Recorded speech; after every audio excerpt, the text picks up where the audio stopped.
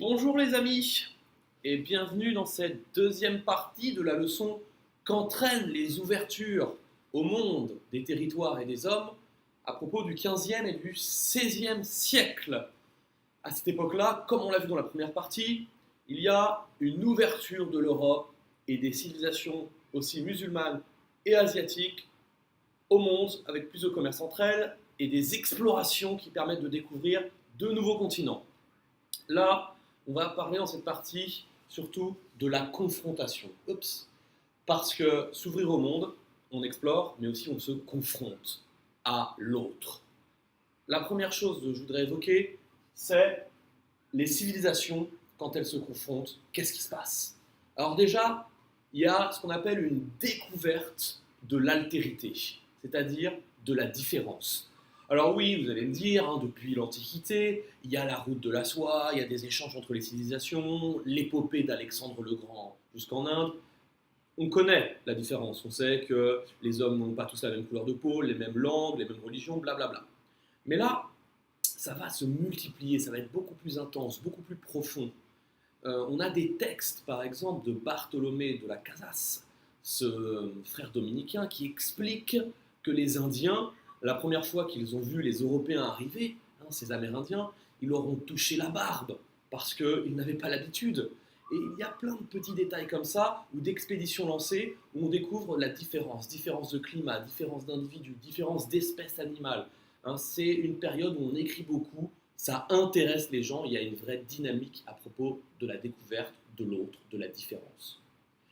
Se frotter aux autres civilisations, c'est aussi faire du commerce. Faire du commerce d'éléments qu'on n'a pas forcément chez soi. Alors il y a bien sûr les épices d'Orient, qui existent ça depuis l'Antiquité, mais il y a d'autres éléments.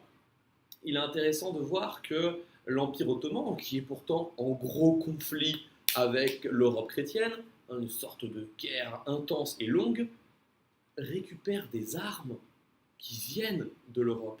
En 1482, on a un pèlerin flamand, qui vient donc de l'actuelle Belgique, qui est au Caire, dans une ville musulmane, et qui voit arriver un bateau chargé d'armes qui viennent de l'Europe, pour les donner aux musulmans. On vend déjà des armes à cette époque-là. On retrouve certaines armes, je vais vous donner l'exemple du Wagenburg. Le Wagenburg, c'est pas un truc cool, ça, je vais vous le dire. C'est plusieurs chariots qu'on attache les uns aux autres en cercle.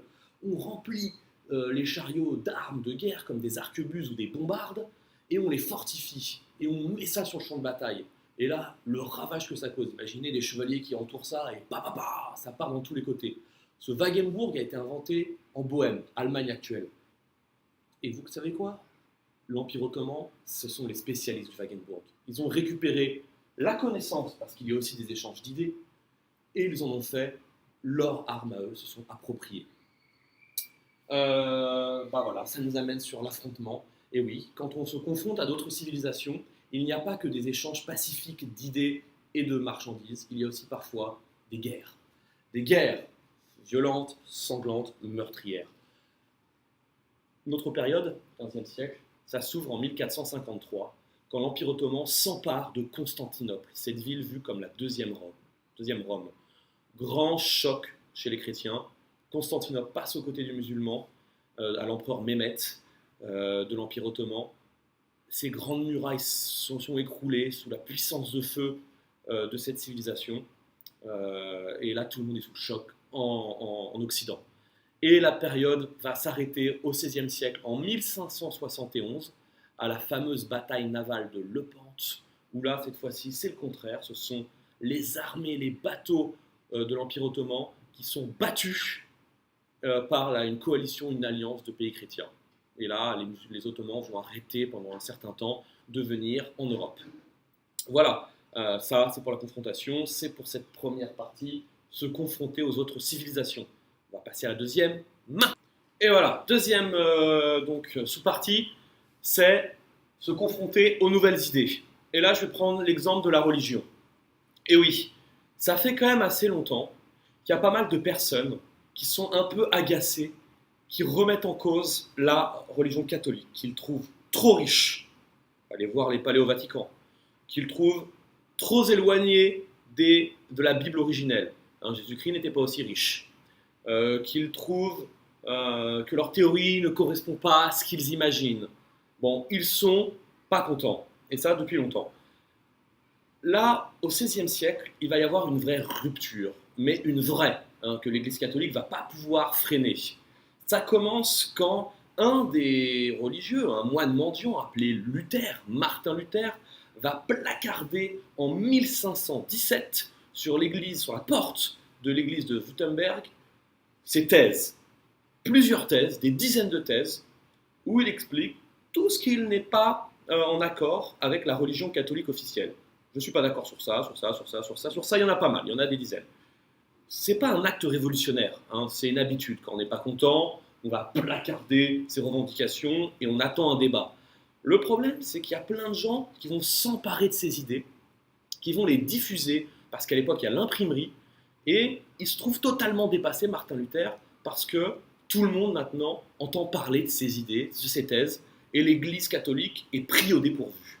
Et là, effet boule de neige, il y a le débat, on lui demande de se rétracter, il ne veut pas, les gens le soutiennent, et boum, une explosion, l'apparition d'une nouvelle branche chrétienne, une sorte de nouvelle religion en Europe, qui est toujours chrétienne, mais qui va s'appeler les protestants. On proteste, lié justement à ce qu'ils ne sont pas d'accord, initié par Martin Luther. Bon, l'Église catholique, forcément, ne reste pas les bras croisés. Non, l'Église catholique réagit. Deux façons de réagir. Un, on se renforce. On rappelle en quoi on croit. On rappelle le soutien au pape et à la tradition. On dit, voilà, c'est comme ça qu'on est et on est différent des autres. Et en même temps, en plus de se renforcer, on lutte des caricatures, des attaques, des personnes éliminées. Tous ceux qui sont différents, qui sont jugés comme hérétiques, croyant à de fausses idées, l'Église catholique lutte contre eux. Alors, cette réaction, elle entraîne une sorte de double mouvement, positif-négatif. Positif, c'est qu'il va y avoir un dynamisme intellectuel, parce que chaque camp essaye de prouver qu'il est meilleur que l'autre. Alors on recherche, on écrit des livres, on fait des tableaux artistiques, on fait des bâtiments, on fait plein de choses nouvelles, belles, on réfléchit, c'est très dynamique. Mais il y a autre chose, les guerres de religion. Et oui, il y a des affrontements sanglants. Et la France, c'est le théâtre numéro 1 parce qu'il y a plein de protestants et plein de catholiques. Et là, les protestants étant quand même en minorité, ils se sont fait, par exemple, massacrer pendant la Saint-Barthélemy en 1572 à Paris. Et il y a eu d'autres massacres dans d'autres villes de France. Hein, le pays a été ensanglanté. Donc ça, c'est le côté un peu plus négatif. Voilà, ça c'est pour la deuxième partie. Maintenant, j'aimerais parler de cette troisième partie, se confronter au changement dans la société. Là, on va être rapide dessus. Les sociétés changent, hein, il y a beaucoup d'idées nouvelles, et il y a, contrairement à ce qu'on aurait pu croire, il n'y a pas la création d'une Europe unie, malgré la menace ottomane. Non, il y a l'affirmation d'une culture nationale. Malgré qu'on fasse plein de découvertes et qu'il y a des échanges de lettres entre les savants, entre les humanistes, qu'il y a des voyages de plus en plus nombreux, qu'on est tous de la même plus ou moins religion, malgré les ruptures, les pays veulent montrer leurs particularités. La France, l'Espagne, le Saint-Empire germanique, tout ça, veulent montrer qu'ils sont différents. Ils récupèrent des éléments de style d'architecture, d'art de peinture communs, mais ils vont l'individualiser, faire des choses pour montrer leurs différences quand même. On remarque que les bâtiments de la Renaissance française, comme les châteaux, sont différents des bâtiments de la Renaissance italienne, comme toujours les châteaux, les villas. Pareil en Espagne. Donc il y a cette affirmation pour bien montrer sa différence, hein, le changement d'accord, mais on reste toujours différent. Il y a aussi un renforcement des pouvoirs en place. Eh ouais, hein, les princes, ils peuvent se sentir un petit peu inquiétés de toutes ces idées, notamment de l'humanisme où chaque homme est différent et important et libre. Hop, hop, hop, attention les amis, je suis roi, hein, et je garde mon pouvoir, je le renforce même. Hein, en France, on voit l'autorité du prince qui veut montrer qu'il est absolu. C'est moi le patron. Notamment avec les guerres de religion, le prince va montrer que c'est lui le seul qui est capable d'arrêter la guerre en faisant de nouvelles lois comme l'édit de Nantes, on tolère toutes les religions, mais attention, c'est moi qui fais la loi. Vous devez obéir. Alors, je ramène la paix, pas vous. Les grands princes doivent rentrer dans les grands seigneurs là, qui pouvaient se révolter, doivent obéir. Les gens qui s'entretuaient doivent s'arrêter. L'autorité du roi, elle est là, elle est imposée. Donc voilà, ça c'est les réactions, affirmation d'une culture nationale et renforcement des pouvoirs du prince. Voilà, hein, c'est un peu compliqué, je sais, mais n'hésitez pas à aller sur ce site immersionhg.com, il y a plein d'informations utiles, plein de choses à découvrir, à redécouvrir. Il faut réécouter parfois les vidéos, il y a des éléments qui vont vite, et puis il faut explorer dans d'autres choses, d'autres sites, d'autres vidéos.